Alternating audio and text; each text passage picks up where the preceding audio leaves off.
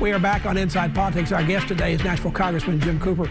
Congressman, the Senate is already beginning what appears to be an all-day, all-night, all-weekend marathon session debating the president's $1.9 trillion virus relief bill. You think it's going to pass? Will the Democrats stay united? I do think it will pass, and I think it should pass. But it looks like they keep changing it. First of all, the Senate parliamentarian rule that you can't have anything in there about minimum wage. That doesn't fit within the budget reconciliation rules. Now we're seeing the employment numbers in terms of the extra relief that was going to be given for those who are unemployed. That's going to be cut from $400 a week to $300 a week. And there's also been fewer people getting those stimulus checks. They changed the. Are you still supportive of that with those kind of changes? Because if they make those kind of changes, and it looks like they are, they're going to have to come back, and the House is going to have to agree to them as well.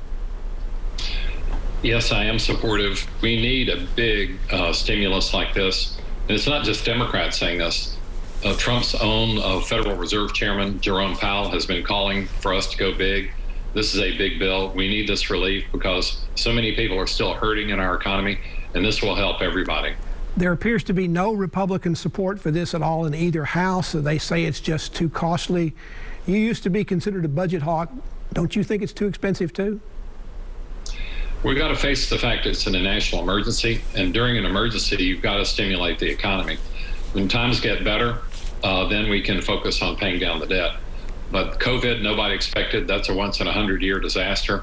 That's already caused 500,000 American deaths. It's really slowed our economy in so many areas. We've got to get back on our feet. And no community, no city has probably felt more pain from this than Nashville. We have a tourist-based economy here. Lower Broadway's been hammered. Our music industry's been hammered. So we need to help people get back on their feet. Republicans say the virus relief bill has way too many pet spending projects of the Democrats that have nothing to do with fighting COVID-19.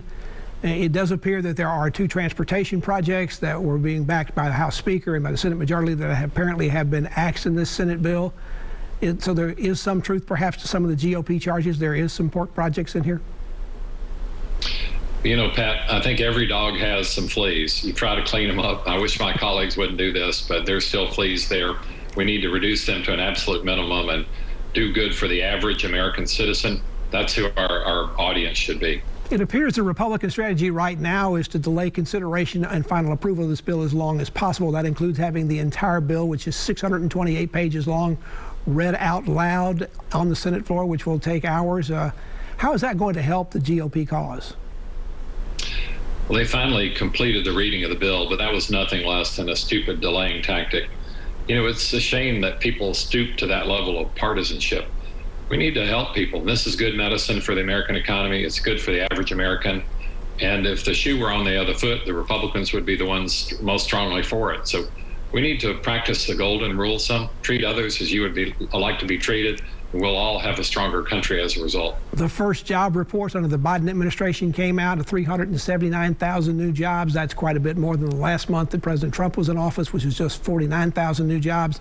That's good news, but won't the Republicans now take that and use it as criticism that looks like we don't need more virus relief because the economy's coming back, so we're just going to overheat the economy and cause more inflation?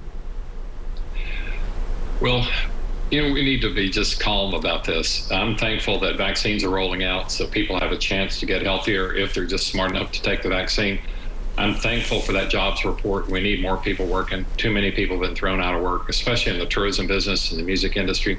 So we all need to celebrate good news together and acknowledge the truth. Good news is good news. And we all need to do all we can to minimize the amount of bad news. It does appear after a very slow start that we're now up to about 2 million shots a day for those 3 vaccines. Are we beginning to turn the corner in how we're doing in the pandemic? I think we are, Pat, and that's really good news because, you know, when the virus first hit, we thought we'd be down for a couple of weeks or a couple of months, but then it dragged through Christmas, and now with having 3 different types of vaccine available, that's awesome. So I can't wait till everybody in Tennessee who wants a shot can get the shot. Well, have you seen the Dolly Parton video? It's awesome, encouraging everybody to get it. She's really an amazing lady. And she stretches her arm out there and she gets that shot. It's awesome. The president now says by the end of May, every adult that wants a shot will be able to get one. It was the end of July. The administration's been pretty good about under-promising and over-performing, but by moving up a full 2 months, Is he putting himself in a position of over-promising and then under-delivering? Well, let's do everything humanly possible to help not only the people of the United States, but really the whole world, because the virus doesn't discriminate, and it can come back at us in a different form unless we make sure that the whole world is inoculated. But I'm thankful that the May deadline looks possible. A miracle happened. Two of the largest pharmaceutical companies actually got together. They normally hate each other, but they decided to collaborate on this, Merck and Pfizer. So that's just an example of how we can do so much when we work together.